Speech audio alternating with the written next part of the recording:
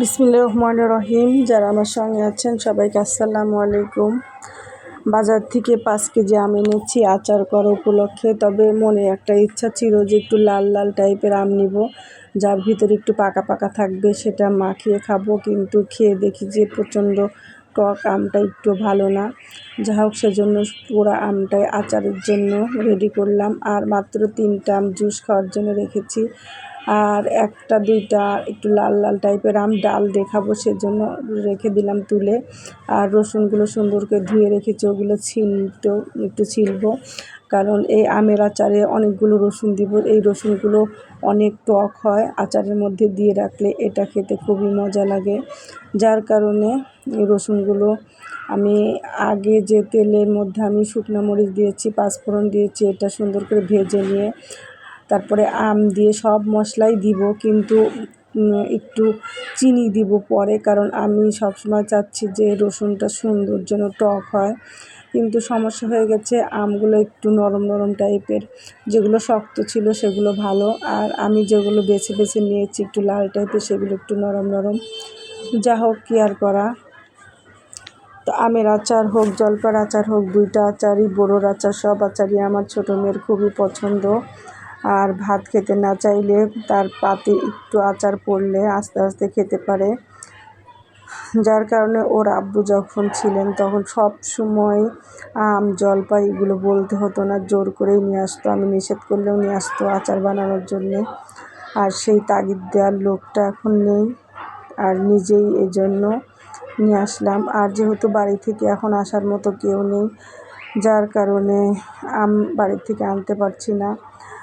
যে বছর আমার হাজব্যান্ড মারা গেছেন তার আগে যখন আমের সিজন ছিল তখন বাড়ি থেকে অনেক কাঁচা আম আনা হয়েছিল। তো অনেক আম কেটে কেটে ডিপ ফ্রিজে রেখেছিলাম। তো যখন মারা গেছে ওই অবস্থায় বাসায় অনেক লোক আসছে, ডিপ ফ্রিজটা মাল্টিপ্লাগ দিয়ে চলতো। তো মাল্টিপ্লাগটা কখন যে খুলে গেছে কেউ খেয়াল করেনি, এত ব্যস্ততায়। তো বাসায় যখন ফিরলাম এসে দেখি সব কিছু নষ্ট হয়ে গেছে, ফ্রিজের বড় ডিপ ফ্রিজের সব নষ্ট হয়ে গেছে। তাতে আমি খুশি হয়েছিলাম, কারণ যে মানুষটা বাজার করেছিল, যে মানুষটা আমগুলো কাটা দেখেছিল বসে বসে, আমার সঙ্গ দিয়েছে, সে যখন নাই, সেসব জিনিস আমিও চাই না। ওই সব স্মৃতির জিনিস সব নষ্ট হয়ে গেছে। আমি খুশি হয়েছিলাম, কারণ ইলিশ মাছ নষ্ট হয়ে গিয়েছিল। আমার মনে ভালো লেগেছিল, খুব খুশি হয়েছিলাম, কারণ ওই মাছটা আমি খেতে পারতাম না, কারণ সে দেখে গেছে যে এই জিনিসগুলো। যা হোক, আমি আমের মধ্যে যাবতীয় সব মশলাই দিয়েছি, লবণ দিয়েছি, আর যে শেষে চিনি দিচ্ছি, আর শুকনা মরিচ, ধনে, জিরা, সব কিছু, সব রকম যা যা মশলা আছে, হলুদ, সবই দিয়েছি। আর শেষে দিলাম চিনি, কারণ আমি চাচ্ছি যে রসুনটা আগে টক হোক, তারপরে চিনি দিলাম। চিনি কিন্তু খুবই সামান্য দিয়েছি, একটু চিনি দিলে আচার কিন্তু টেস্ট হয়। অনেকে আবার টক আচারের চিনি দেন না, কিন্তু চিনি না দিলে ভালো লাগে না, একটু টেস্ট একটু কম হয়। আর আমি এ কারণে এই আচারে একটু চিনি দিই। আর এখানে পাঁচফোড়নের যাবতীয় যত মশলা সব দিয়েছি, শুকনো মরিচ দিয়েছি, আর সাথে বাড়তি হিসাবে দিয়েছি ধনে সজ, আস্ত ধনে সজ, আর সরিষা। এটা দিলে আর একটু স্বাদ বাড়ে। তো আমি একটু বেশি করে ভেজে নিচ্ছি, আর কিছুটা রেখে দেব পরের দিন যখন আমি আমের মিষ্টি আচার বানাবো, তখন এই যে লাস্ট পর্যায়ে একটু এই গুঁড়াটা দিলে ভালো সেন্ট হয় আমের, খেতেও মজা হয়। আসলে আচারের স্বাদ আমার মনে হয় পাঁচফোড়নের যে ফ্লেভার, এটার জন্যে আচারটা ভালো লাগে।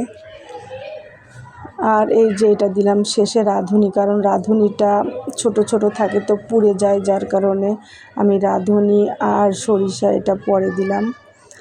আর এটা ভেজে নর্মাল ফ্রিজে রেখে দিলে কিন্তু বেশ কিছুদিন থাকবে। আর আমি সুন্দর করে যে গুঁড়া করে একটা ছোট্ট ডিব্বায় রেখে দিয়েছি, আর এটা ঢাকনা দিয়ে লাগিয়ে রাখলে বেশ কিছুদিন খাওয়া যায়। আর এই যে এখন লাস্ট পর্যায়টা দিয়ে সুন্দর করে নেড়ে চেড়ে নিয়ে আমি সুন্দর করে বয়মে, গরম গরম অবস্থায় বয়মে রেখে দেবো ঢাকনা আটকিয়ে। আল্লাহর রহমতে 2-3 মাসের মধ্যে আর খুলবো না।